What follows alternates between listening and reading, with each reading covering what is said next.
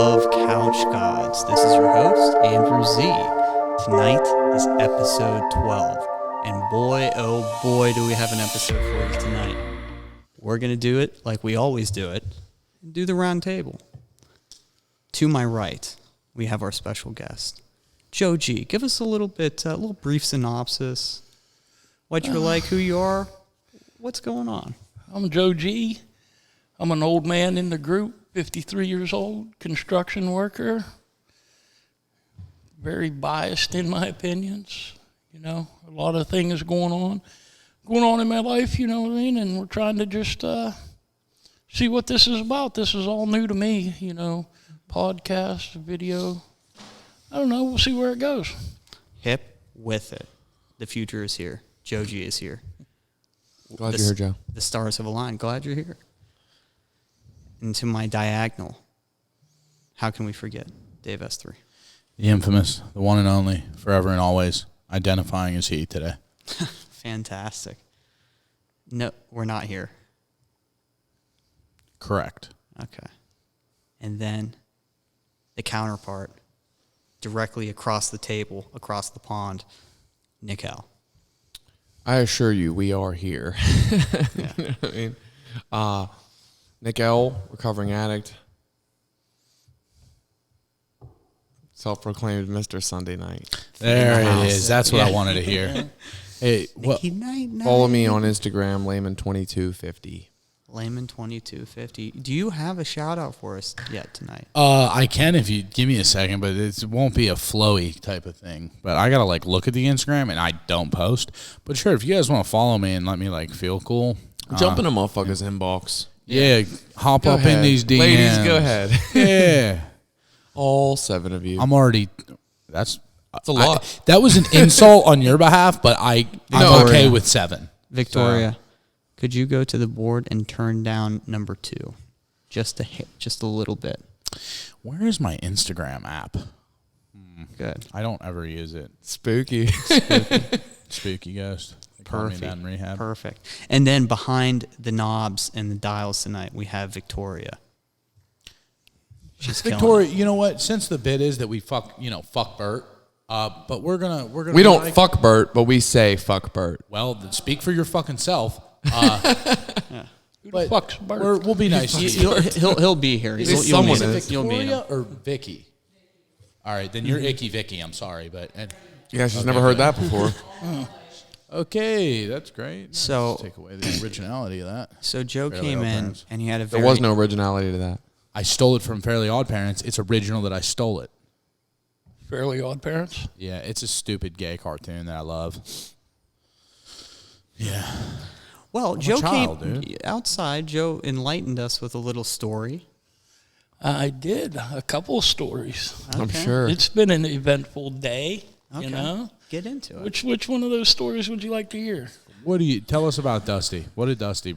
Well, bring? I have a roommate, and he's a good dude, and I love him like a brother, and he's acts out of pocket. He's a good dude, but he doesn't think anything through. A couple months ago, he brought this cat home that he had to have this cat. Now he hates the cat, and I won't let him get rid of it because it's part of responsibility. And then he's supposed to be home by noon today from a camping trip, and he shows up with about a 3-week-old baby deer. We live in an apartment in town, no grass, hardwood floors, and he brings this baby deer home. And he said, I thought it through. I bought baby formula and a bottle. We're going to feed it. And if it shits in the kitchen, it's the little pebbles. They'll be easy to sweep and clean up. And due to typical Joe G construction worker temperament, I kind of lost my shit on him. And these guys are all supposed to be a little thing. One of them was a guy that works for the local landscapers and involved with us, Chris K. And the other one's Scotty S. We've had Chris K on the show. We've had Chris K. and Scotty S. will be on the show. Scotty S. needs to be on the show. He brings some sort of specialness to everything. So the three of these guys. That's what you call it, yes. Yeah, well, I mean, I was trying to be nice, but, you know, you're not allowed to use the words.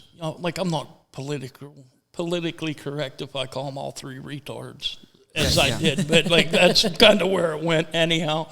So we got this deer, and I'm on my way to my family redneck reunion, basically what it was today. Right. We're shooting guns and cooking animals and stuff like that. So we're like, now I got to drive all the way to Grindstone out in the middle of the woods to drop this deer off, because the best thinking they had was that they should bring this baby deer home and we can raise it in an apartment.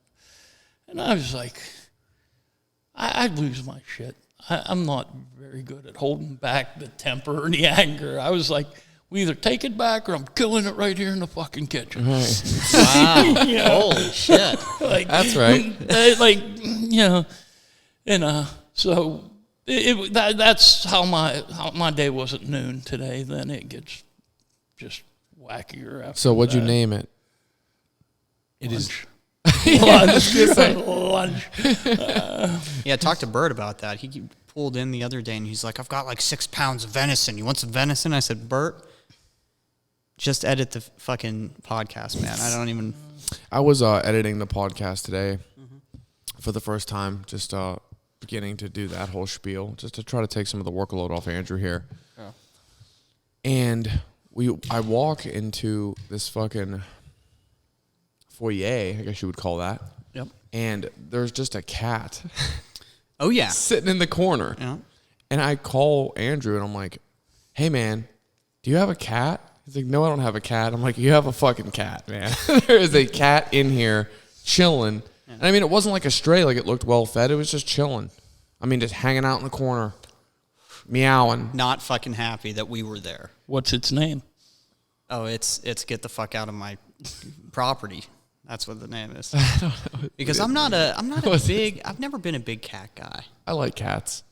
I mean, it's we spooked it. He opened the door, and I tried to spook it, thinking it would just go choosh out the door. Where's it go? Down the fucking stairs. It slams into the into the window pane of the door. Because it's a double door. It's so a double first door. It went to go just turn right out, just smashed into glass, and they got spooked. Didn't go outside, just cut the other direction. Went all the way down the stairs and into the inner workings of the compound here. Yeah. And we're like, fuck. Yeah. So we're gonna have to send out an armed search party. Is that what you're telling me? That's what I heard. Anyhow, we need to hunt this. Oh, we found it. We found an open window in the basement, and it fucking snuck right out. Snuck right in. But I think he had a collar on though. Didn't he have a collar? Yeah, he had a collar. What color was he? It was orange. It was orange and white. John K. over at the garage got that black and white cat. That cat's a beast, and I would love for it to be in my church because it's an awesome cat. Like missing an ear or a piece of an ear. Yeah, they do that when they're feral cats and they take them to get them fixed. They cut the top of their ear off so they know they pick them up again. They already lost their balls. Wow, didn't know that. True story. So my whole thing with cats was, so I lived, there's a period in time where I lived in like it was a farm and a farmhouse, 100-year-old, with this woman that I called the crypt keeper. The woman was 100 years old? Or No, well, I think so. She could have turned to dust when I left, but she was the creepiest woman you'd ever meet, right? She walked around the property like a witch at all hours of the night. Did you ever see X? Yeah, it was much like that woman. Yeah. That's creepy. Oh, dude, I'm telling you, right? And she would walk around and she had this harem of probably about 30 or 40 stray cats that would just follow her the fuck around. And these cats were no joke. Missing eyes, missing paws.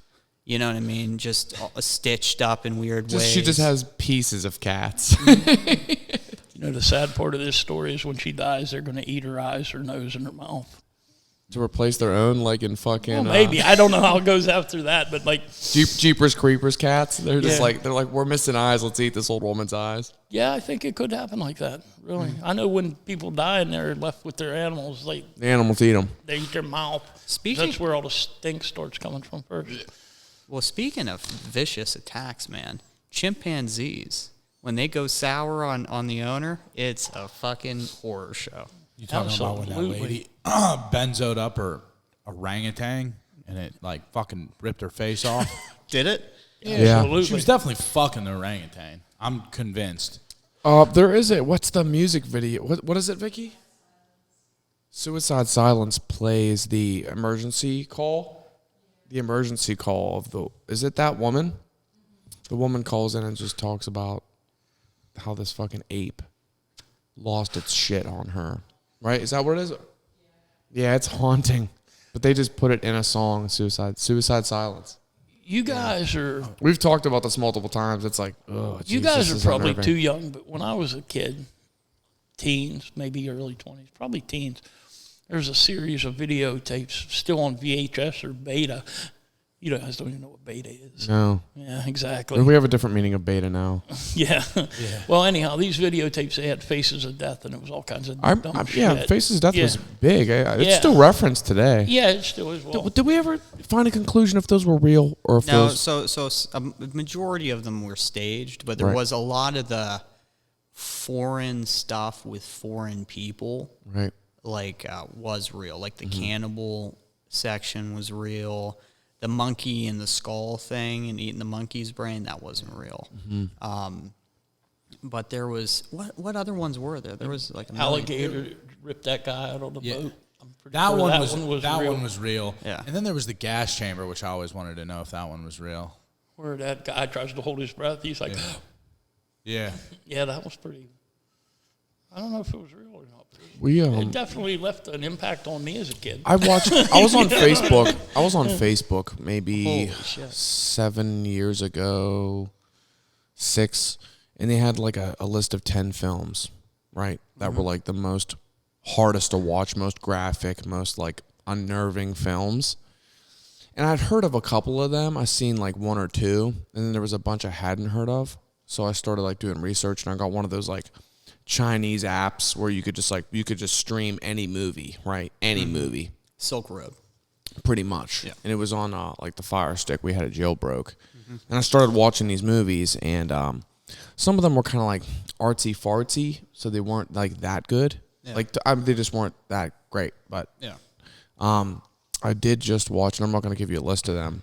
All I'm going to say is, whatever you do not watch the movie A Serbian Film. A Serbian film. Don't watch it. That's what you were going to say. Don't watch it, man. I watched it and was sick for 3 days. I felt guilty. Because in my mind, I'm like, man, I've seen some of the most graphic films. I've seen some shit. Like, movies have come out in the last 20 years have been graphic, some of the things. I never thought anything could bother me. I was proven wrong, But we did just watch this movie. Oh, shit. What was that cannibal movie we watched where the music was in Euphoria? Cannibal Holocaust. Great soundtrack. Weird film, 1980. And the animals in it, they actually like gut a turtle. Like they cut the shell, and it's real. I think this was before there was like all these, it was probably shot, it's banned in some countries to watch. But it was so funny because me and Vicky watched it. And then like a week later, that song that plays probably about 3 or 4 times throughout the film is playing on the series Euphoria on HBO Max. Yeah. But it was graphic. The whole point of that story was just the fact that it was graphic, and the movie was like it was 1980, right? So it wasn't like it was that realistic. But those scenes with the animals, I'm like, oh, this is fucked up. There was a recent cannibal movie. It was the Green something or another where they're trying to go. Green Inferno. The Green Inferno. That's a lot like the Holocaust film I just mentioned. And I wanted to watch it because it seems like it's pretty much. We talked about watching Green Inferno. We never got around to it, but I heard it was. It's believable. Yeah. You know what I mean? Like the way things are and people are and stuff like that. And if you find a tribe of lost tribes the out Amazon. There in the Amazon, you're a bunch of white kids. Like you're about to get fucked up. Yes, now I want to watch the movie. It's definitely. Does that have the guy who plays Harry Potter? What's his name? No. Radcliffe? No. I don't. Guns Akimbo. I think it was pretty much all no names. I don't. Yeah, but it wasn't bad though. The acting wasn't bad. It was like okay. I mean, they get dropped off out of an airplane to chain themselves to trees so they can't destroy the rainforest. Oh, they're like, okay, so they're like left-leaning protesters? Yeah, so they're virtue signaling in the Amazon where there's fucking cannibalistic fucking tribes. Yes. Genius. These people are genius, aren't they? The tree cutters chase them away or whatever because they got like their guns and stuff like that, security They're around gonna protect their investment. Yeah, so the terrible capitalists. So they get attacked by these cannibal people and put in cages, and it's pretty brutal. It would be like you get 6 white 20-year-olds trapped in a cage with people that are about to eat them. Like, right. What do you 6 expect? highly liberal. What do you expect? Like it's pretty graphic, and then like all in the end, and I'm going to ruin this whole movie for you, and I don't really care. It's been out for a while. It's been out years. Spoiler alert. The one girl gets away, and she runs back. There's always the girl who gets away. Yeah. Not always. Not always. Like some of these dudes got like one dude got chopped in half right down the middle with like a wooden axe. It was pretty.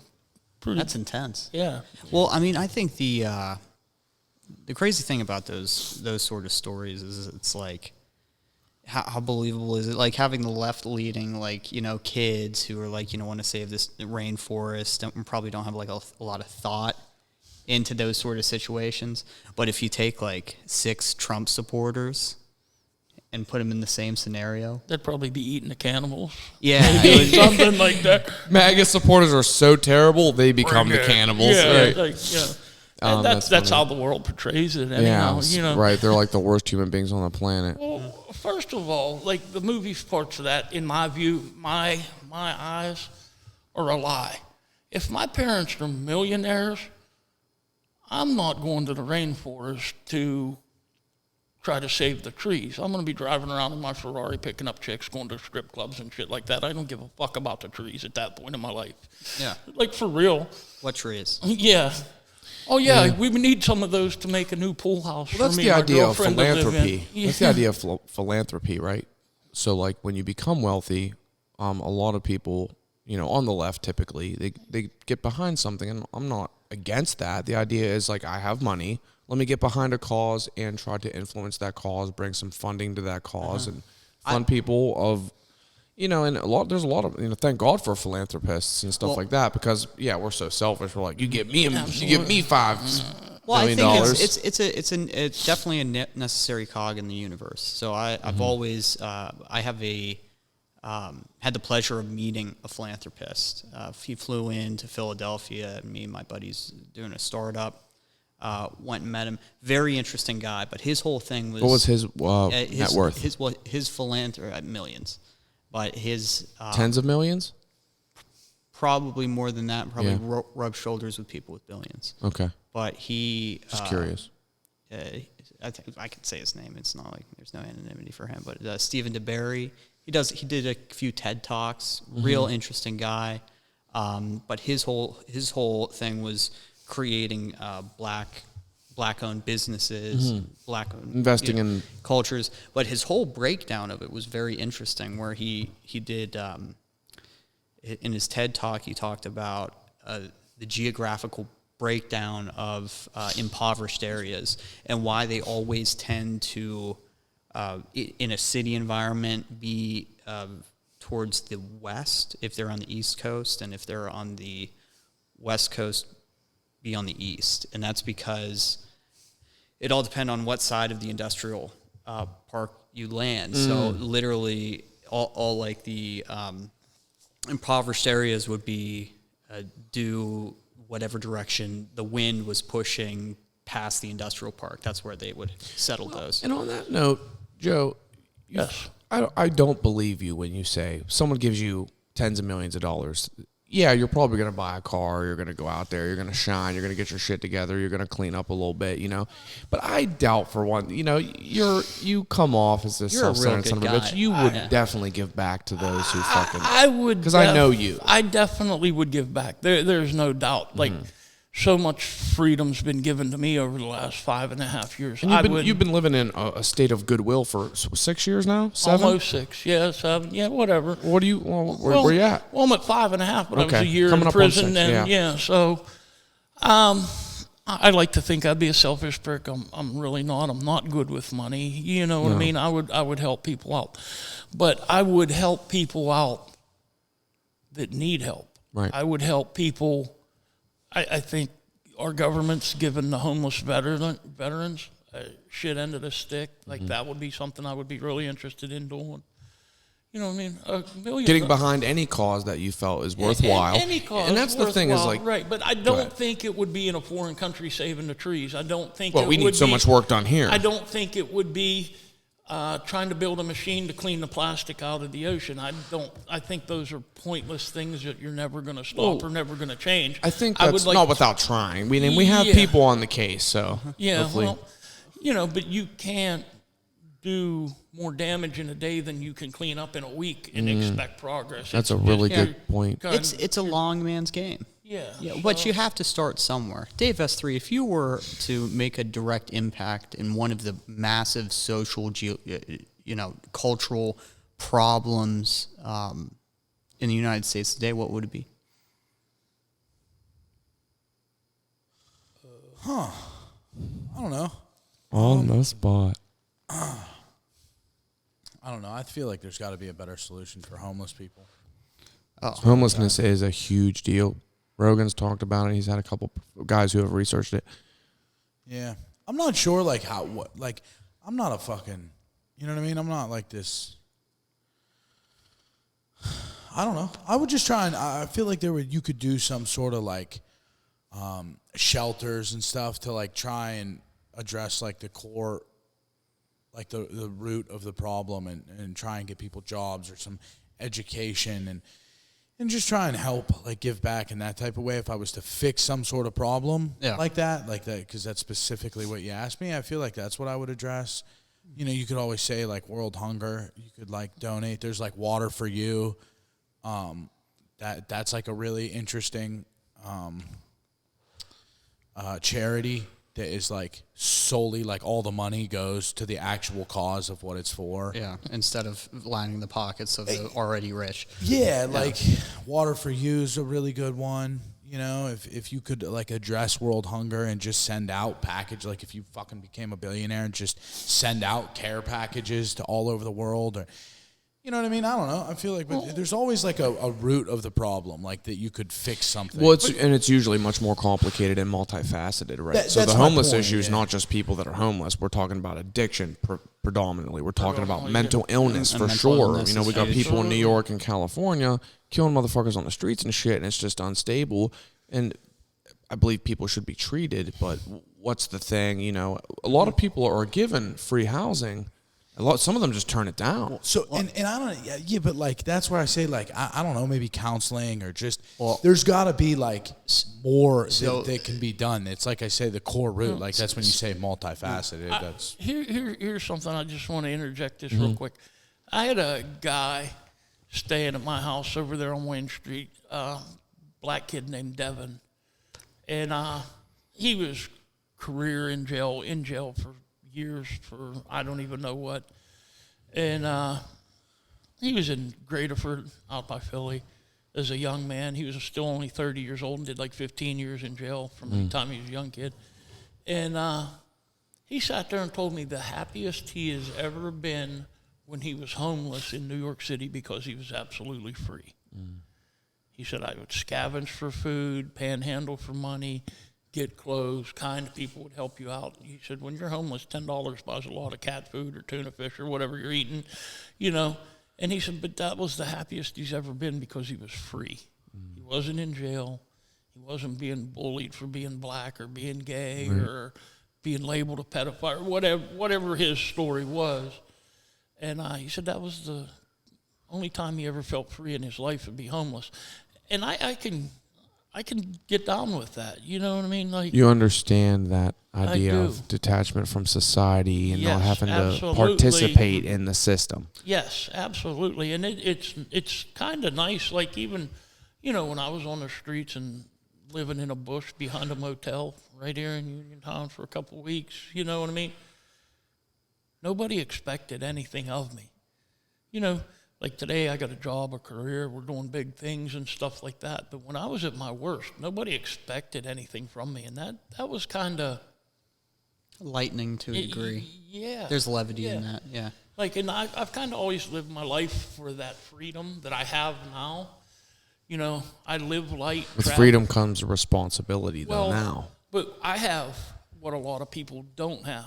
Like everybody's like, oh, you don't have a car payment, you don't have a house payment, you don't have a mortgage, you don't have child support. I don't have kids, I don't have a house, and I don't have a brand new car. That's why I don't have those things. That's by design, not by accident. Yeah. I have true freedom financially and physically. Like, I could leave this podcast tonight, go home, pack my shit in my truck, and drive to California and start my life over. Mm-hmm. And there's not a lot of people that can say that, right. Especially when you get to my generation, Gen X, 53 years old, Yeah. And that's always nice to know in the back of your head. Like, you could say running or whatever. Mm-hmm. Sometimes I think I want to run away, but I don't have anything to run away from, and I don't have anywhere to run to. Yeah. But, I have that option. Yeah, right. And that's nice having one in the chamber. Absolutely. Right? You're like, yeah. Well, and I like the old adage, which I think comes from a fantastic book, an adage, and a great movie. But in Fight Club, they say the things you own end up owning you, right? And there's so much truth to that. Absolutely. And I think that people become misled by today's society, where they think, oh, by having all these things, right, I will have happiness, and they don't understand the immense weight, right, and constant fortitude it takes to be psychologically sound in a place of need. You constantly need to produce to continue to own, right? And, I've met a plethora of people, especially out west. When I worked at Santa Fe Ski for a number of years, obviously during the winters, and there was this guy there who worked there, and he only worked during season, right? Always came in. He was very clean cut, very educated, and I got to know the guy. And he's like, "Hey, do you want to, hang out with me where I stay?" And I was like, "Yeah, sure." Ride down the mountain with him in somebody else's car, and he's like, "All right." And they pull off the side of the road on the side of the mountain. And they're like, "All right, we're here." And I'm like, "What the fuck?" And then we walk through the woods, probably about a mile or two, into this ravine, and he's got this campsite. And I'm like, what the fuck? And he's like, yeah, this is by choice. He says, I made, he was a CEO of a company, made millions of dollars, and basically purged everything, gave everything away to charity, and now lives, just to have he has a nest egg that he constantly works on periodically by working at the resort and stuff like that. And he travels from Santa Fe to Denver, or not Denver, but Telluride or something like that, the Rockies basically, throughout the season. You know what I mean? Over mountaintops, and he just camps, and he's constantly, and he says, "This is he said, for me, this is freedom. People might not understand this or relate to this, but he said, I've never felt better than I do doing this." Detached from completely the concrete detached. jungles and the electromagnetism poisoning and whatever else, Yeah. That's noble. Yeah. Give all your stuff away for freedom. But it's also not very smart. What do you do when you're getting up in your age and you're in your 50s and 60s and you need medical attention? Now all you got's a tent between some rocks in the mountains or in the valley. Well, I think some people have a naturalistic view about that. They're like, come what may, it is what it is. Nature's going to take its course regardless, but at least I had that piece of freedom. The only life I get to live. I watched my dad. My dad was a Navy guy back in the 60s and stuff like that. And I watched my dad go from being a construction superintendent for one of the biggest companies in the world, which is Walsh Group. He did all military housing and all that stuff. My dad was a badass at what he did, and that's how I know a lot of what I know about the trade. But, when his dying days came, and he passed away in September 11th, of course, a day that I'll remember no matter what. Right. Mm-hmm. But when he passed away, I got the call to go down to the hospital, and he had already signed a DNR and had them shut his pacemaker off, take all that stuff out. Every man worships their dad. My dad was a badass, and to see him go out on his own and not make us sign a DNR for him, or not us make that decision to do it on his own. So they shut his pacemaker off, put a magnet on it, gave him a couple of shots of morphine, and we sat there and watched him expire. You saw him out the door. Saw him out the door, and I held his hand, and all that stuff. We talked about that Yeah. in your truck, or was that your truck? Yeah. In your truck? I hope I have About 20 the minutes that night. balls to do that, to go out on my own, not to go, not to hang on and scream and fight and do the, you know what I mean? Like a lot of people, like I think when you realize your own mortality, things change for you. You know what I mean? I know for me too. I mean, I'm not someone who's like, I'm not scared of death. Like, obviously, I cling to my life because it's instinctual at a young age too. But to come to that like impasse where you're like, I've lived my life, and it's usually, and that's a dignified. It's obviously a sign of someone who has lived a dignified life, who has raised children, and who is like has just accepted it. And there's something really peaceful about knowing that they're okay, and he served his country in the Navy back in the early 60s. He was your dad, so he's one of those greatest generation guys, right? Just all American. I mean, he was a foundational character in our society. He served his family, he served his country, he served his career in the companies that he's worked for. And he remarried after my mom passed away and all that stuff. And he lived his life like a man's supposed to. Take care of your wife, take care of your kids, take care of your bills, do all that stuff. And, me being an addict and all that I was, for 20 years I wasted all that. I still stayed in contact with him, and I didn't rob my dad or hit him up for money. I was kind of on my own, doing my own thing, as bad as it may have been. You had your own schemes. Yeah, running my own scams. I didn't have to scam my family and stuff like that. I was, I'd rob drug dealers and shit like that, right, false, whatever, all the shit we do in active addiction. And over the last 5.5 years, I would call him once or twice a week, and if I'd get busy and not call him, he'd call me and be like, hey, what are you doing? I was like, well, right now we're about ready to pour concrete. Oh, well, you didn't call me this week. Call me when you get home. And I never had that relationship when I was a kid, because, like, my dad was tough on me, and I didn't realize why. And, a lot of the guys I deal with say I'm harsh, and I bitch and complain, and I'm an asshole, Yeah, we know you, but those who really know you, the guys behind you, you are the hot poker, right? You're the prod, the cattle prod. Yeah. Man, get back in line. Get your shit to, absolutely. But to those who know you like me as a peer, we know you're soft, you're loving. You're a big teddy bear. You know what I mean? So I try to hide that part. Right. It doesn't work all that well. And you got to earn that, right? From a guy like Joe G, if you want to earn the respect of connection like that, it's something you got to earn through staying clean.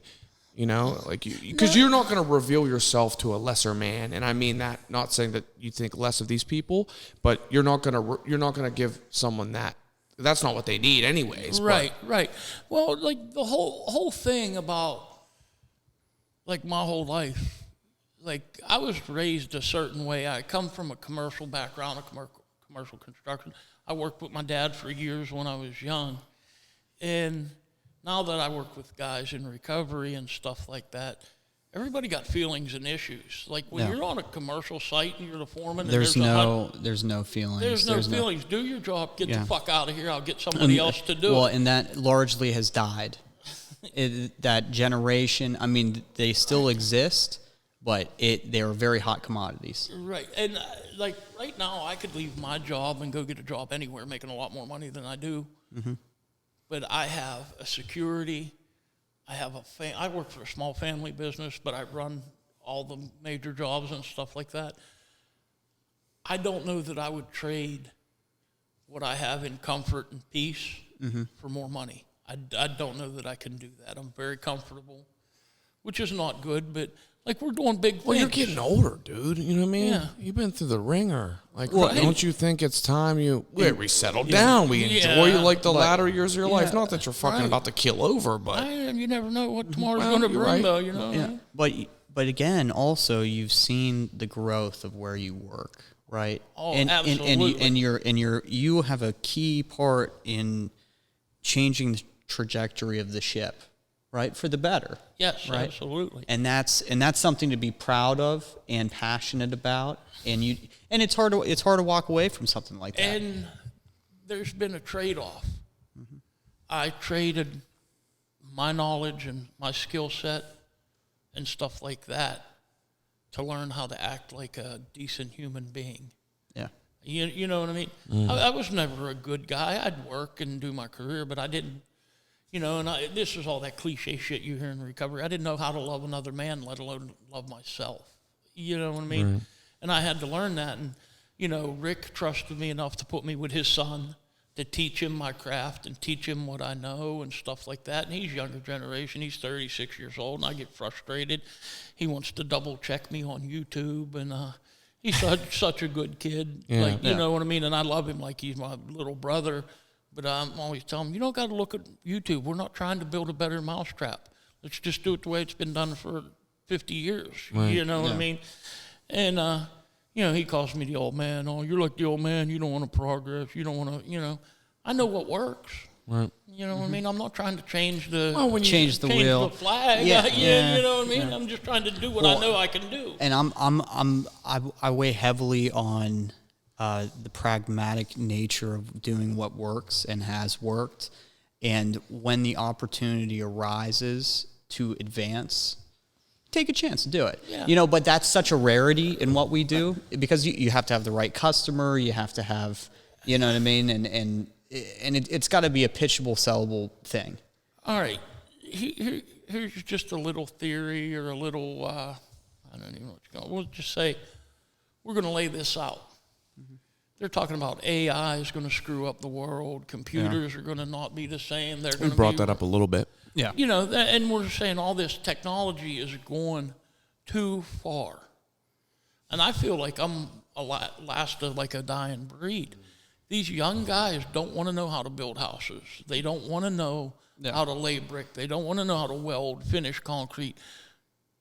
When my generation's gone, who's going to do it? Well, and I want to make a statement too, but go ahead. Yeah.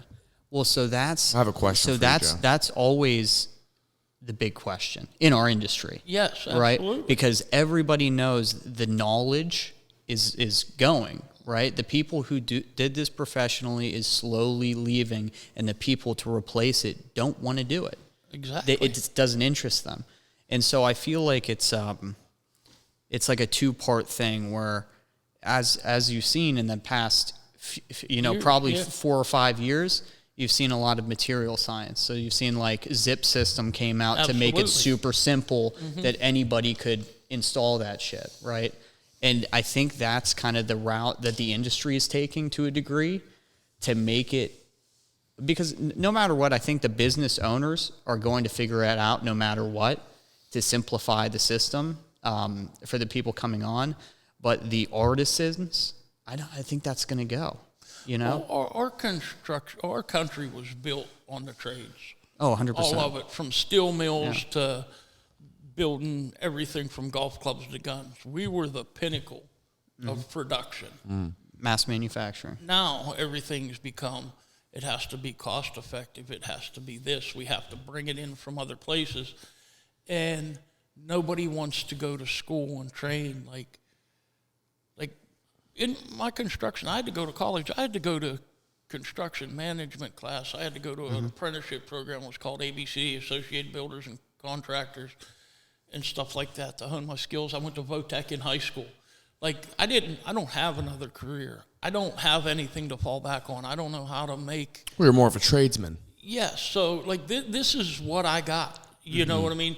I can't switch careers now. Some days I think, man, maybe it'd be cool to work in an office, but I can't see me doing that. Right. Like, I can't. Imagine you in an office calling motherfuckers cocksuckers and shit. Yeah. Get back to work, cocksucker. Go back to your pod. I'm good. Get the fuck out of here. Yeah. I can take my dog to work with me every day. You know what I mean? Right. If I want to leave at 3 o'clock, I can. If I want to start at 6 and work till 2:30, whatever, like, all that's cool.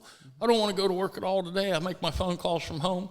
Like, I don't do much hands-on stuff anymore, but I teach my guys what to do. Yeah, you know what I mean. That's the value, and that is my value. And we're building a big house right now, and I don't tell a lot of people about it. We're building $1 million house with an indoor pool and stuff like that, and I don't put it on Facebook, and I don't put it on YouTube and all that stuff.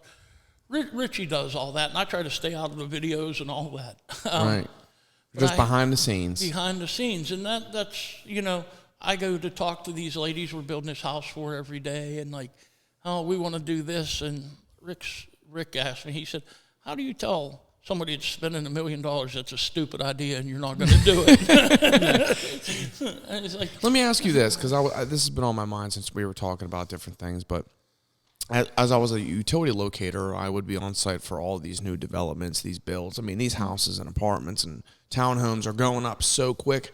And I talked to guys who were like, man, these old timers, people who are living in the homes that are just like, I mean, they're nice, but, the cost of housing has gone up substantially and the quality Has decreased. is, I mean, I've seen some things like houses go up and literally they got to come right back down, some of these homes. absolutely.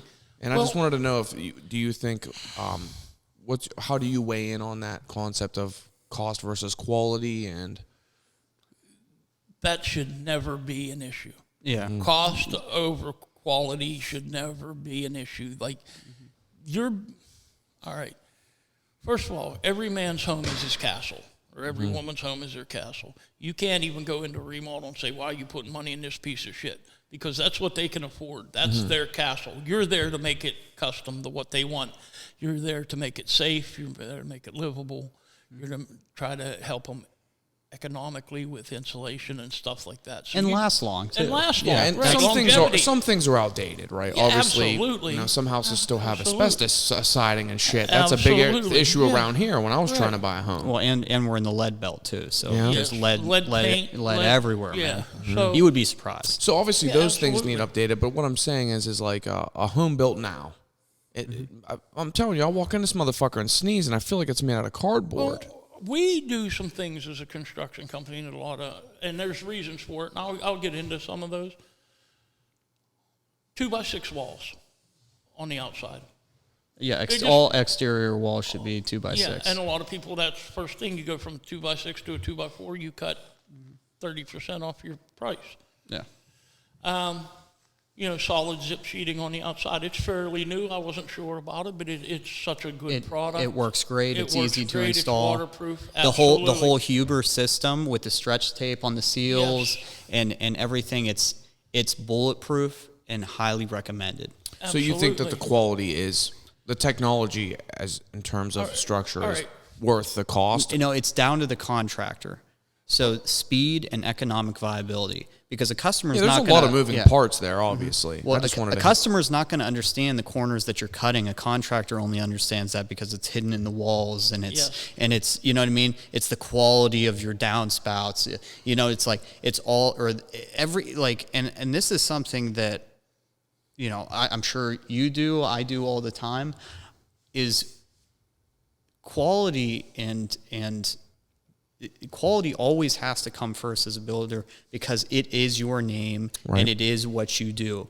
There are so many people who are separated from it being their name, and there's so many people in between the actual person who owns the company and the people building it and the managers and all this shit. Where And then the customer is finally buying the home, right? And they're And its taking product. they're taking money.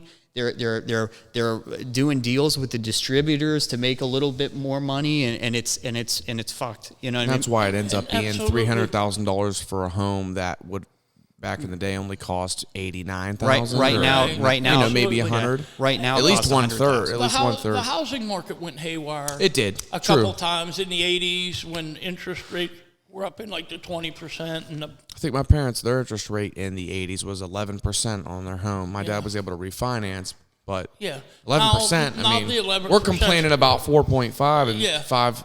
Well, at one point it was up to 20%. Yeah. And things like that. The quality of the house is always dictated by budget.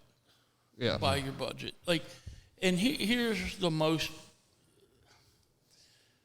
People want $1 million house, and they only got $360,000 to spend. Right. So there's. I was also ignorant, like coming into a home, Yeah. buying my first house, how much, and looking at things that like because I wanted more of something like a fixer-upper, right? Yeah. So I had you come check out a roof. I had Chris O come check out a few things, and what would it take to replace this window?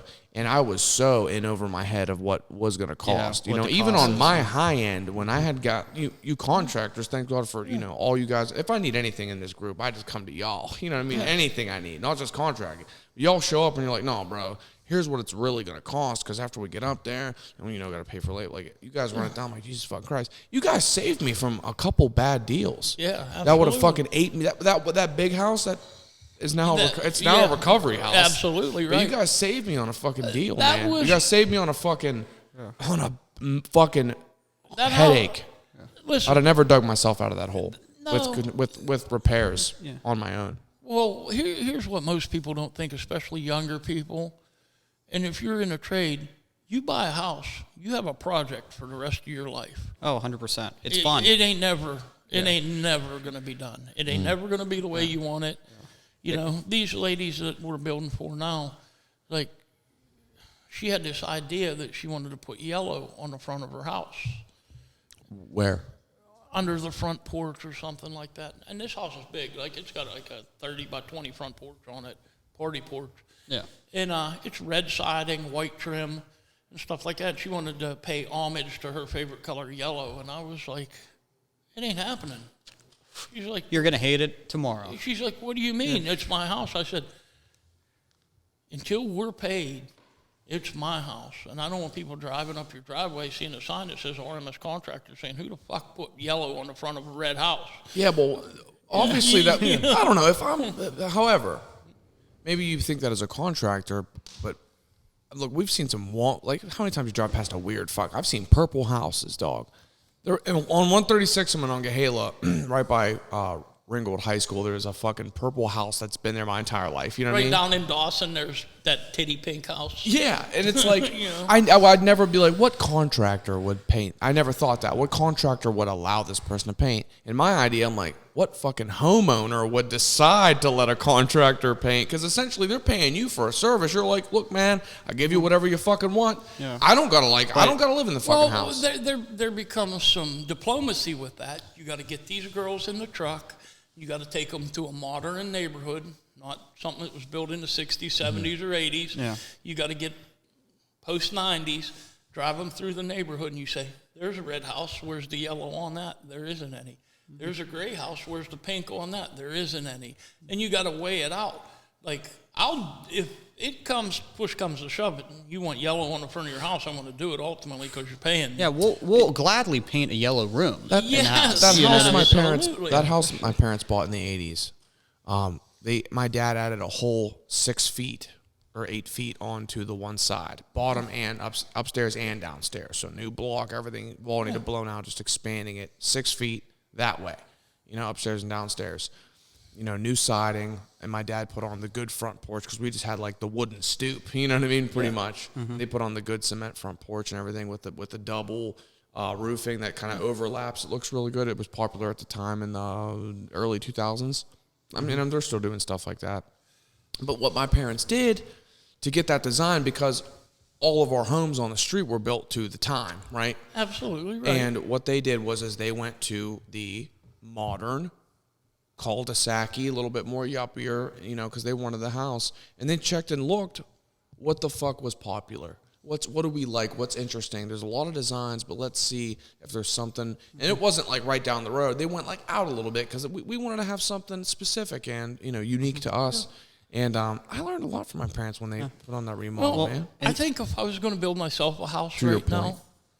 if I was going to build a house for myself right now, cost efficient wise, I would do a shipping container house. Yeah, so honestly. So I love that idea. You're not the first person I've heard say I've got that. when I'm sitting in the truck on my phone and they think I'm not doing nothing, I'm designing shipping container houses and doing you or me are like the same fucking person because so builders have this thing, and I'm sure you do too, where builders are constantly in their head are building their dream home. Absolutely. You know what I mean? And it's just something that we periodically think of, and as we see things and prices on things, and we're milling around and we're working on shit, we're thinking of how it applies to our home that we're building in our head. Right. And That's so funny because you're obviously working for to make a living, to provide for yourselves. Right. That's the incentive. Yeah. I'm going to provide you a service and make you happy because I want to be happy. That's like the give and take of. Well, and you get to see what works and doesn't work. There's also that, but there is a feeling in your career that you will never have that we have, is dealing with that satisfied customer, being able to physically put them in their dream home. Yeah. Every week having a meeting with them. Hey, come on, girls, let's walk up here. This is your layout down here. The walls are up. What do you think? Well, the bathroom's a little small. All right, well, if you want to sacrifice a foot off of this storage room, we'll do it. Just boom, bang it out. Yeah. Nothing's final till the drywall starts going up. Then there's no changing after that. You get that inspection. This is why people like me lean on professionals so much, because things go awry, things go over budget, things aren't working out. You don't know what's going on until you get into the shit and start ripping shit out, and you're like, here's the problem, it's extra costs. And it's, thank God for honest contractors, right? Because there's always a horror story. The contractor that put my parents' porch on, I'm not going to say who it was, but the porch is supposed to be just ever so slightly graded so that the water runs off away from the home. Absolutely. And they did it, and the water was running to the house. I don't know if it was oversight or an issue, but my dad had to take a contractor to court, and he didn't want to. And I remember being a young boy, and this man bad-mouthing my father to my mother, saying, I know Mike. I know he's cheap.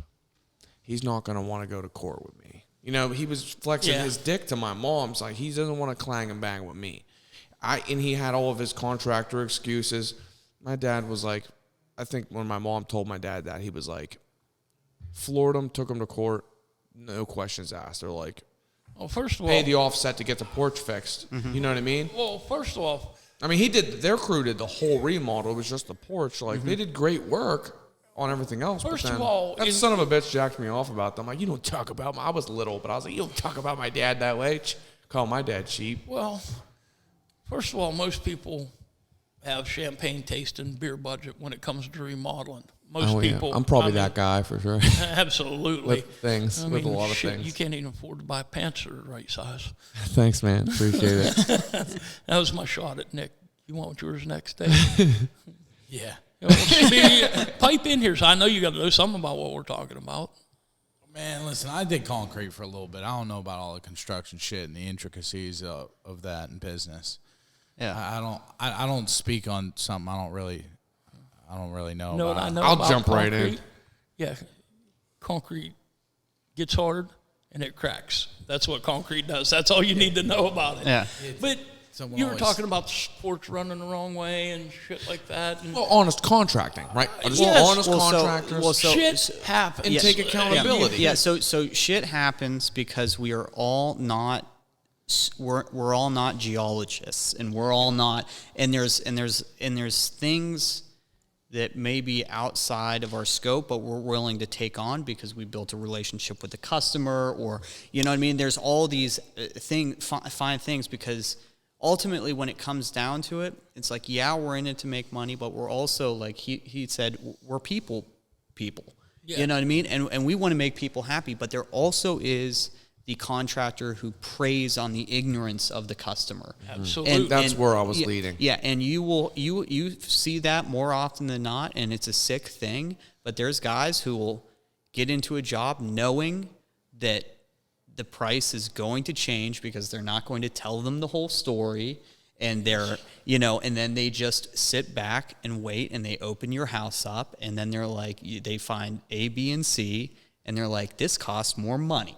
Yeah. And you're going to have to pay it because your house that's is open. legitimate because some things just cost more money, and that's just the game. I'm going to give you guys a little shot in the job I'm doing here. It's in Westmoreland County. Penn Township to be exact. But generally, you dig your footers, and all this stuff. You put your leaders in your pipes for your gutters in a pipe, and they run out into a field or something. Yeah. The French drains. Yeah, French drains, all that. Penn Township adopted something called the Westmoreland Conservation Society. So I'm getting ready. Sounds annoying.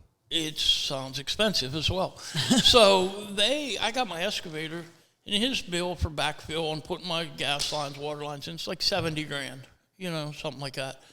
And now this Westmoreland Conservation Society, I can't get my permit until I get their permission. Yeah, sign off. So we got to get a surveyor. He comes out, surveys everything, places the house where it's supposed to be, sets my pins, all this stuff that goes to Westmoreland Conservation. They got 45 days to make a decision and give me my prints back and say, go ahead with it. At day 44, hour 11, nope, that's no good. Now I got to get it resurveyed and all this stuff. Now they're making me put $3,000 worth of silt fence around the dirt pile, the topsoil pile, silt fence around the property line. Yep. I got to put a 15-foot by 15-foot by 12-foot deep pit in to catch the rainwater that goes into another pipe that runs out in one spot anyhow, which just concrete, like some total bullshit. Yeah, in my opinion. Is there utility in the things that they're so look? They're trying to provide solution for. I mean, so that it sucks, obviously. It's all with that green space bullshit they got going on now. But that all comes from it's like more regulation that they talk erosion about. control. So it comes down to a serious problem with pollution that PennDOT is actually being held accountable for at this point, where they are upside down tons and tons of money because of their own building practices, and their way of leveraging it was creating these political agendas and getting their hand in it and saying, look, all contractors and all construction companies are polluting, right? And we're not looking at them either. So we got to create a committee to look at them. And it's just there's... So what it boils down to is if I have an acre of property or 2 acres, the rain's been falling on that 2 acres of property for 1,000,000 years. Just say 1,000,000 years. Right. Now that I put a house on it with a roof, I don't change anything, but it can't soak into the roof, so I got to go there. So my 2,500 square feet that I just disturbed, now it takes me an additional $30,000 in those people's eyes to distribute it evenly throughout the rest of the property. Yeah. Which it's just a political hand job. Yeah, it's people are getting paid. People are getting paid. Yeah. And so on now my $70,000 excavation. Who runs that? Is that government? No. So state? that township, yeah, or county, well, local. But it ultimately comes from the manufacturers of the Filtrex socks and them lobbying. So they are the lobbyists who pay to influence. But here's the thing. In Pennsylvania, not every township has adopted that or has to. Yeah. The higher-end townships do. Now, I went from $70,000 excavation bid to $100,000, $110,000, an extra $40,000 on there. Mm-hmm. I think it is a political scheme to keep poor people out of the rich neighborhoods. $30,000's a big upcharge for some pipe and some silt fence. Yeah, you know what I mean? Well, and I think places like Penn Township adopt that because people are going to be like, well, I got an extra $30,000 in excavation, extra $20,000 in surveying, and here's the issue with that. The surveyor comes out, puts all the points in, I go to build the house, it's 30 foot too far back, I got to move the goddamn thing It's almost like gentrification, except it's already yuppie. Yes. They're just like, let's keep the slime out, you know? Absolutely, and that's how it feels. I think Nate D's parents live in that neighborhood, and it's nothing real upscale. It's a bunch of split-level homes. What, like middle to upper middle class? Yeah, Todd Manor, Bell Vernon, something like that. With a couple of yups that are like real well-to-do. Well, and there's a large national agenda for land, right? Absolutely. Just land and building on land and the ability to build on land. And I guess houses aren't going up fast enough, right? Well, yes and no. So there's definitely a demand for housing. Okay, now, here's the thing. The government has given away so much money in the last few years. So much money. People that couldn't come up with a $16,000 down payment got all that through their stimulus checks, unemployment. You know what I mean? Yeah. Cash money. So that gives people a lot more equity to start out with. The banks are still signing loans for houses at interest. I just bought mine a year ago. There's so much of that going on. People are making more money now.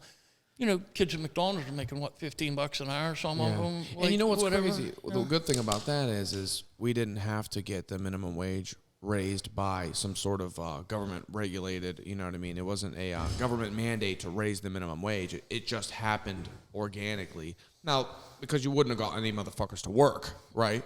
Well, and the price of everything skyrocketed too, so it's all the same. When I was at that locating company before I moved to the gas company, I started making like $13 an hour. You know what I mean? Yeah. And then by the end of it, they had bumped my pay up so much because they had to raise the starting rate. And this was within the last 4 years. I mean, we got like 2 or 3 raises just because the dudes we couldn't hire anybody. You got to provide incentive to get a better quality person. You know, and that's not necessarily true either. But in my ideas, I'm like, the motherfucker at Sheetz is making 17 as a supervisor. Well, I'm like, you got it. I'm like, we're doing way more technical work. Bring a motherfucker from Sheetz right here, come figure out this shit right here with location. Absolutely. But you ain't gonna get it. And I'll go work at Sheetz, is what I'm saying. Like, I'll just go work at Sheetz, bro. And I think this wraps into the entire. Dave was talking about, how do we fix homelessness? And you said that there's, it's very multifaceted and there's so many things that go into it. Yeah. And now we're talking about maybe a certain percentage could be affected by this policy, but then another percentage could be affected by this policy. But then we still don't have answers for the other percentage of people. The thing that runs true through all of it, and even with, getting new employees or whatever, right, is what type of network have you built to begin with of people? Right, we have an interesting thing because we have a fellowship, right? Absolutely. And there's a driving force in that, and there's potential, and there's passion, and there's, and that right there, that's the idea that you have to have a felony to work here. Well, I stand firmly behind that. I don't think. Yeah, because with you guys need grit. How many felonies you got? 2? Not good enough, man. You ain't gonna never hang a day with me. But there's get out of here, pussy. We throw hammers around here, bro. You gotta carry your weight. But there's so much value in the network and the people around you, right?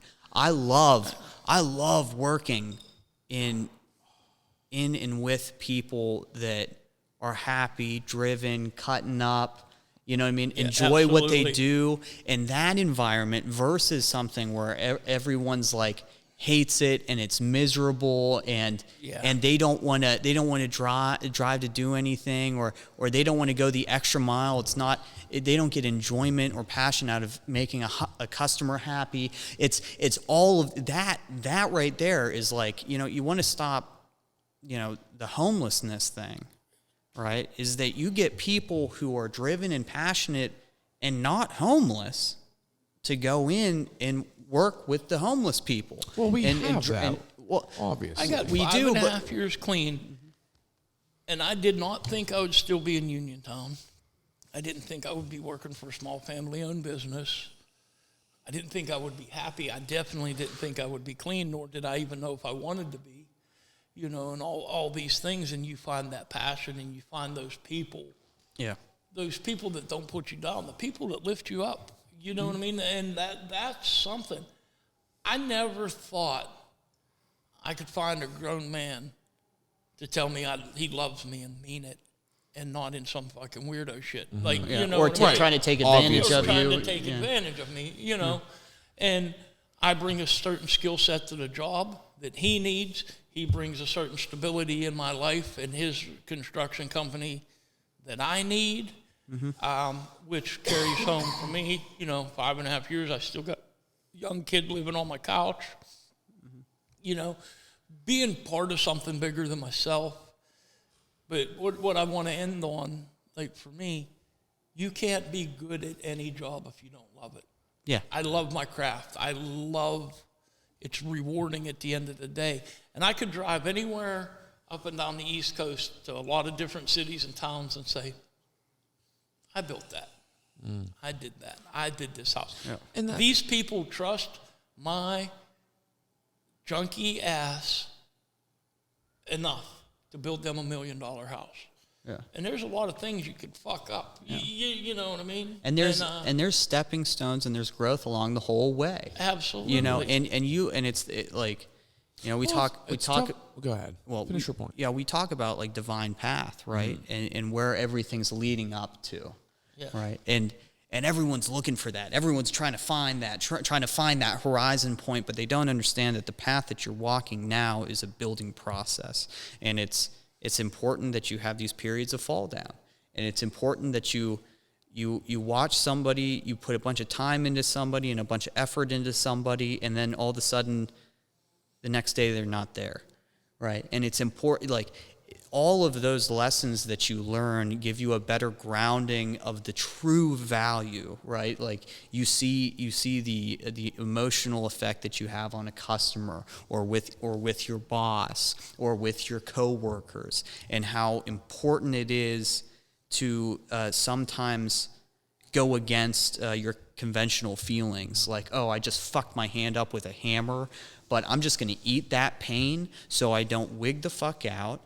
and make everybody else pissed off that I love. I can't do that yet. I still wig the fuck out and piss everybody else off. If I'm miserable, everybody's miserable. Let me ask you this. And I know that's not like good stuff, but like Wow. that's just You're human. the nature of the beast. You I've know? been listening to some content with Robert Greene, and he's an author, super famous author now. And one of the things he said is he was talking with his wife and traced it back. He had worked something like 60-something jobs in his lifetime, including, you know, at the end there he was even working in Hollywood with like these high-ranking individuals, and like that wasn't it either. Like once he was in Hollywood and saw the shit happen, and he's like, this sucks too. It all sucks.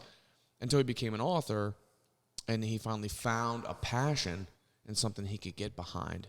And, you know, he blew up later in life. Well, And he was talking about developing and those milestones. And, you know, because I'm always shared here that I've never been like an eggs in one basket kind of guy. And listening to him gave me some hope, because it's like, you know, and with you, Joe, how old did you say you were? 52? 53. 53. You're 53, and the hope is you still don't have it all figured out. You know what I mean? Like, yeah, you got your craft and your thing, but you're still willing to grow, right? You're still willing to see things as those milestones. You're still a work in progress at 52, still. Well, and I don't think I would trade my life that I've had, my life that I have now, for anything. Like, if I wasn't living in a bush, if I wasn't fucking hustling heroin, buying heroin, robbing drug dealers, doing all the shit that I did, I don't think I would be capable to live the life that I'm living now. yeah. You know what I mean? It That was all part of my journey. All the forks in the road led to here. Now, which way I take it, you know what I mean? And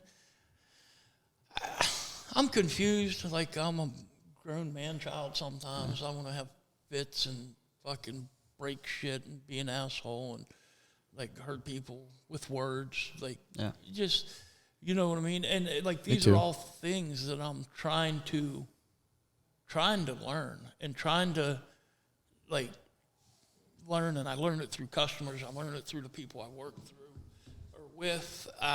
Just sitting here, like, you guys asked me to do a fucking podcast. I'm like, what do I want to go do that fat gay stuff for? You know what I mean? No, The fuck? it is fucking weirdo shit.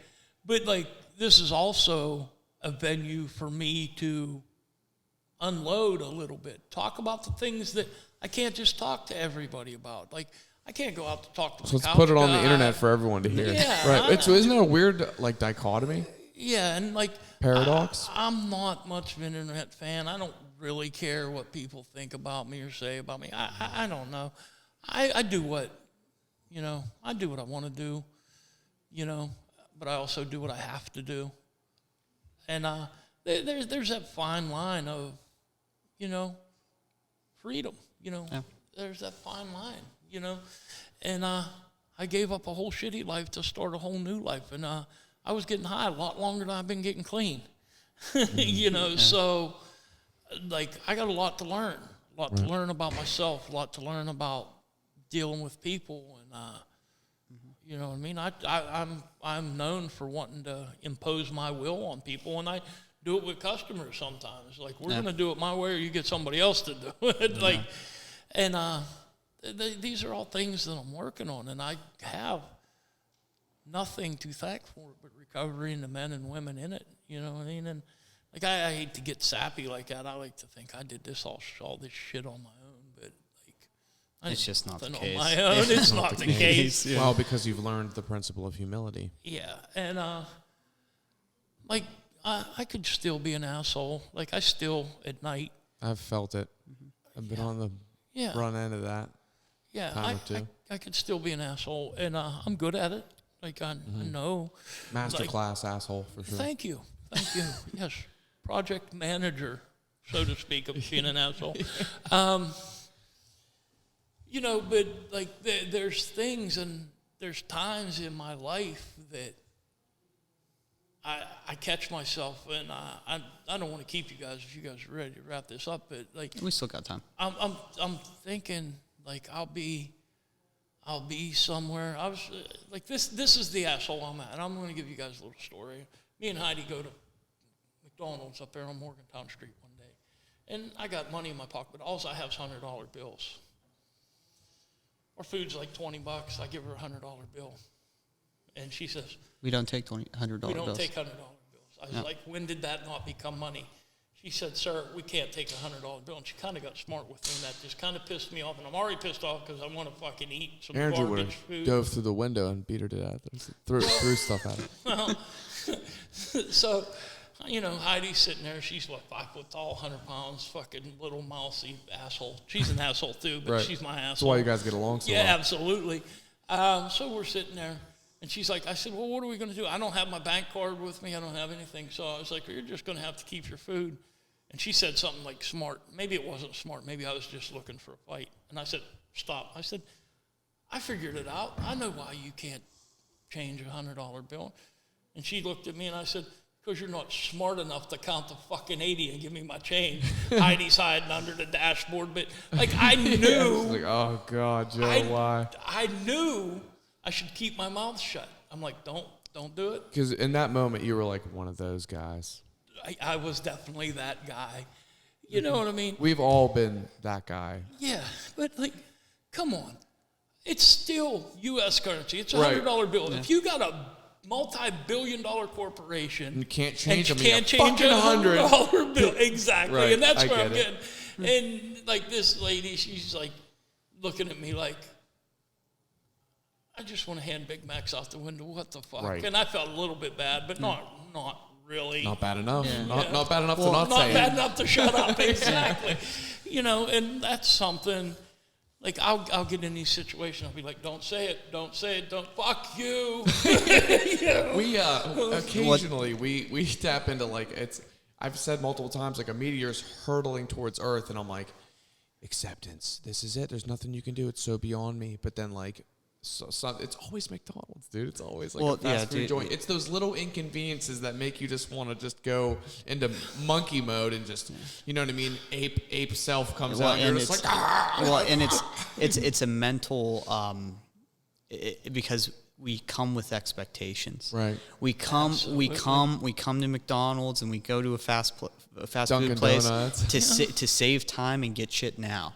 And when you don't get any of those things, These situations have put me in here.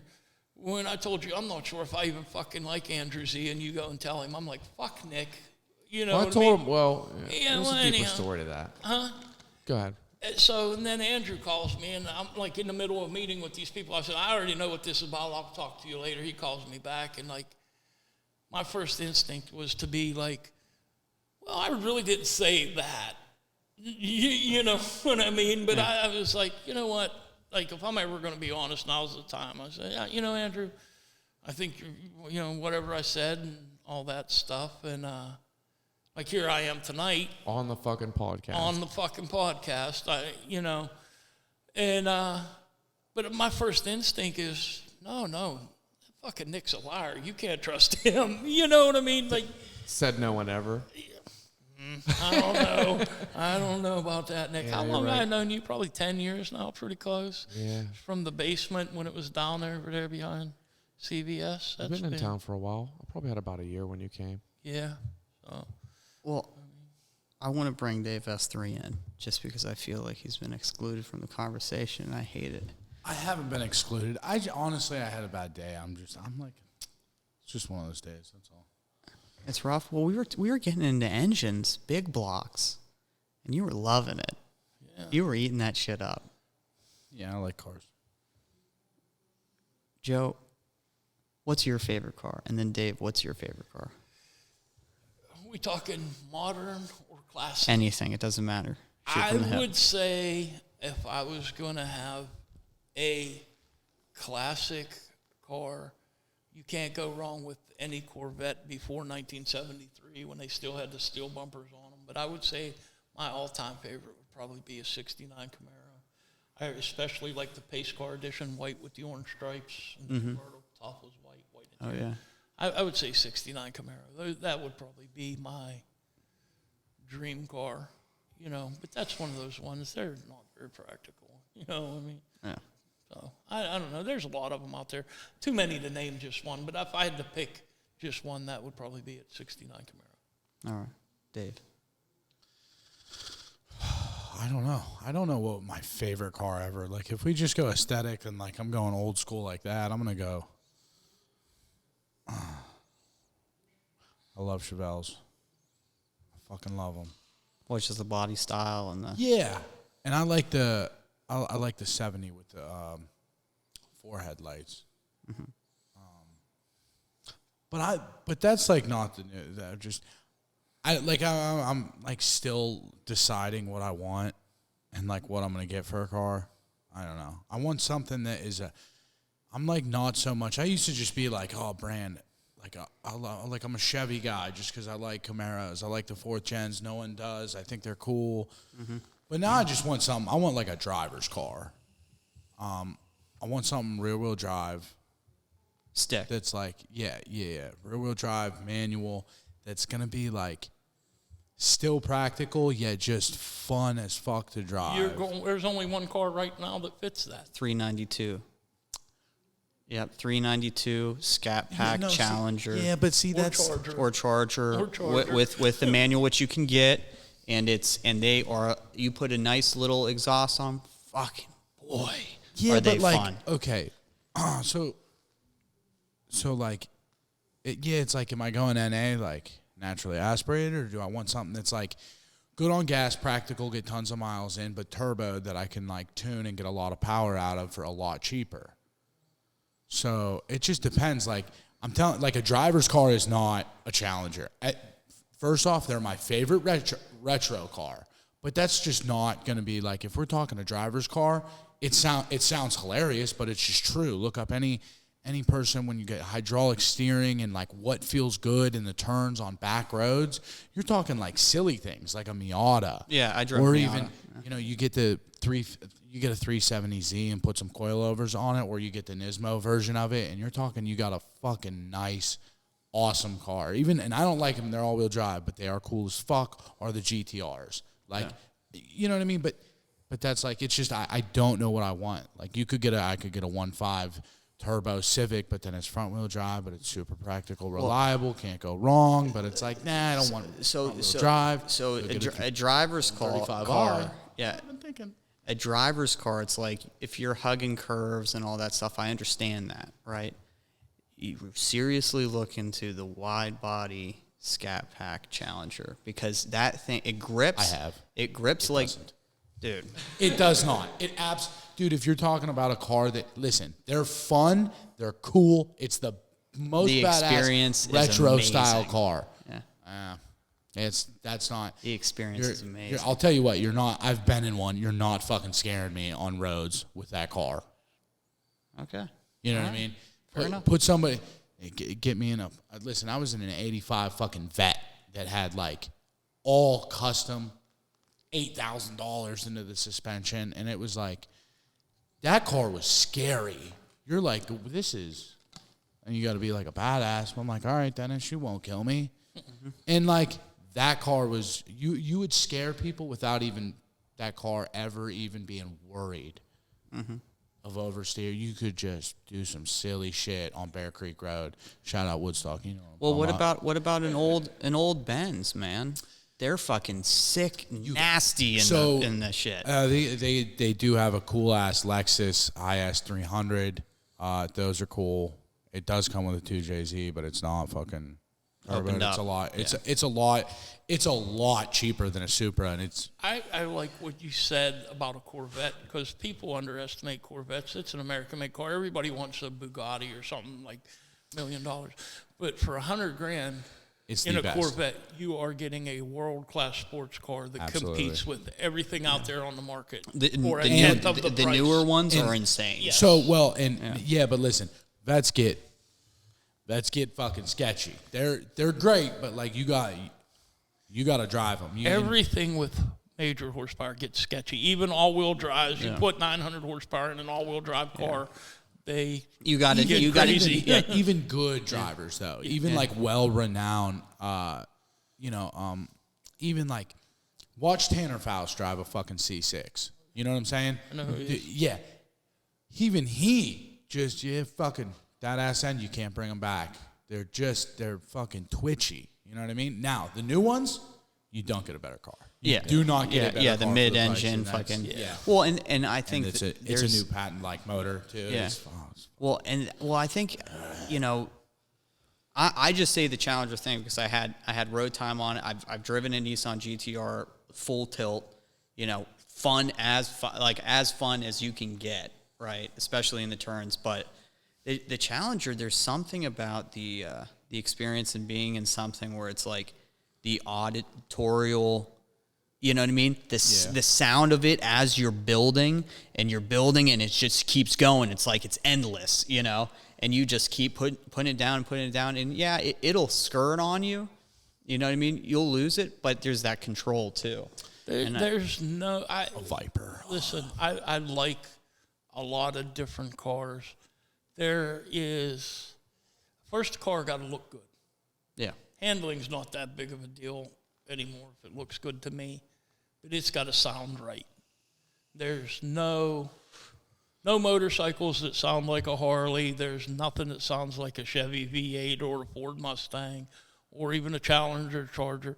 If they can get that sound in a Nissan, they might interest me a little bit, but that audible V8, you know what you're fucking with then. You know what I mean? It's just solid built. Nick, let's talk about your fucking Geo Metro.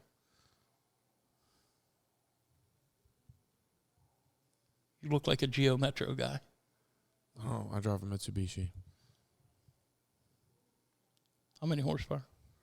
I think it's 7. 180. I don't think it's breaking busting 200. your balls. Yeah, I'm not much of a car guy. You looked at me but I'm like, enjoying your why guys. did you even say my name? Yeah, I'm like, don't bring me in. Don't talk shit. No, I'm really enjoying your guys' banter back and forth about it, though.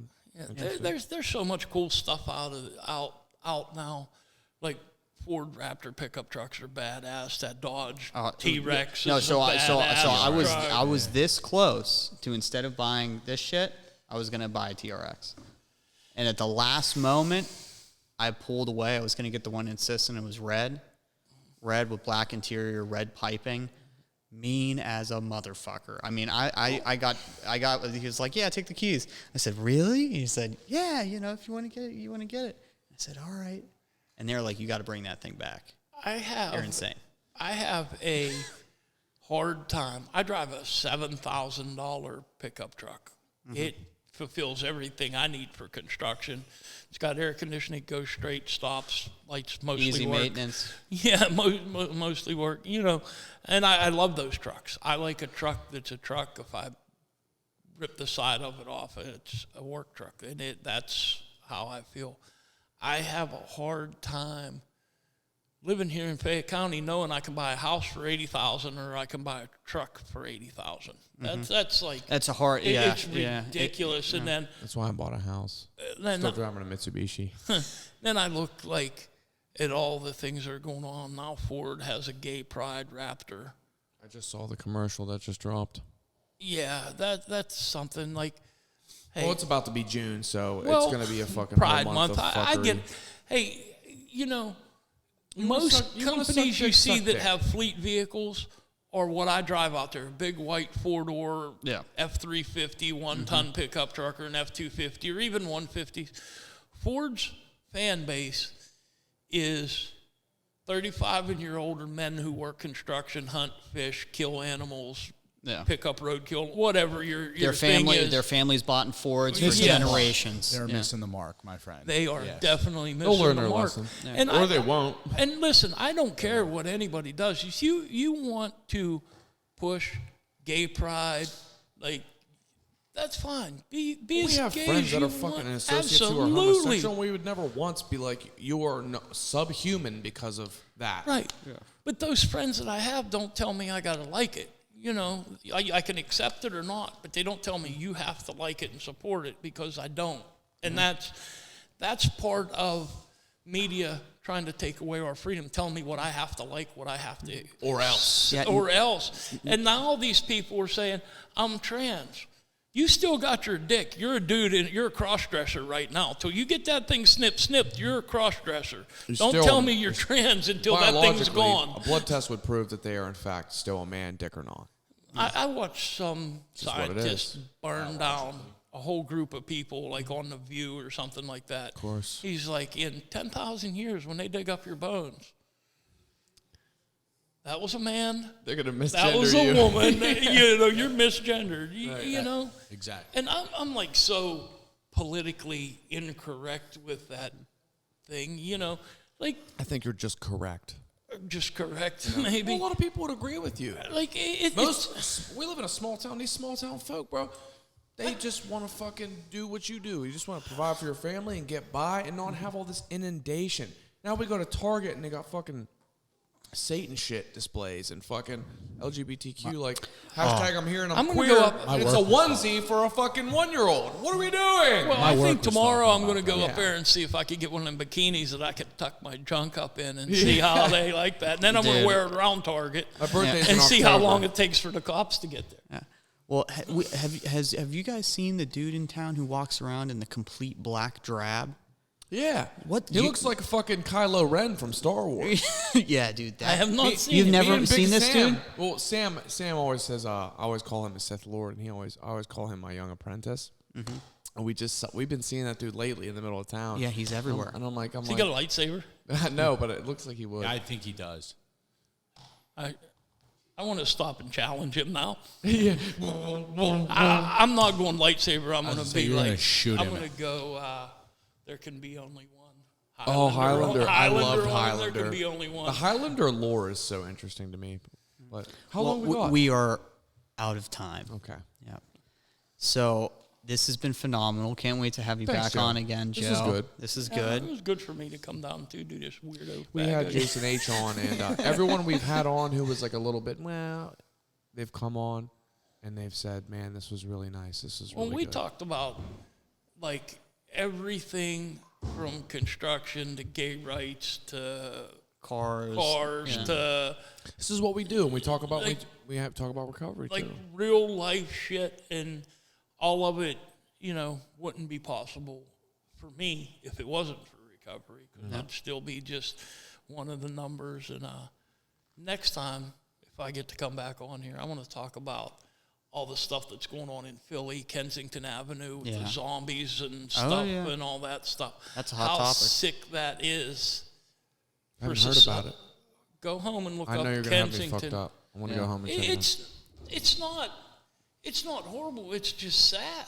Yeah. It's sad that a whole area of a major city is polluted with needles, is polluted with people falling out. They got don't overdose kits hanging on all the telephone poles in like little Yeah. bags. They got Narcan dispenser machines. You just hit it and a bottle of Narcan comes out so you can save your buddy. Like, it is, you know, Hell on earth. far worse than the pandemic of or Chinese disease. You know what I mean? Absolutely. The pandemic shut down the whole world, and I think this is an epidemic or pandemic proportions that get People are swept dying, under yeah. the rug border control's another one like that. Just let everybody come in. And, hey, everybody has a right to get a shot at the American dream if you do it legally. I'm all for that. You know, my family wasn't born Native American. They come from Ireland as indentured servants in the 1700s, you know. And they were probably fed shit for being Irish. Absolutely. So all these things that go on that concern me now, like that are politically based and like, I can't be the only 53-year-old American that looks at our government and says, what the fuck are they doing? Well, you're not. I know I'm not. And then everybody says, we need wrap it up. We need something to happen. And that's a whole nother day. But thanks for having me. Come on next time. We'll get into it. We'll get into that ball of wax. Yeah, we're out of recording now. It's been a fantastic episode.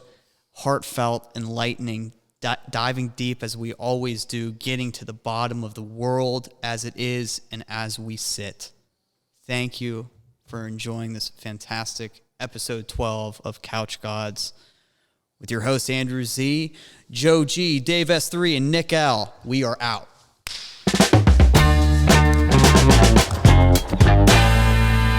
Ashamed, think something new under the sun. You can't take back them things you already done.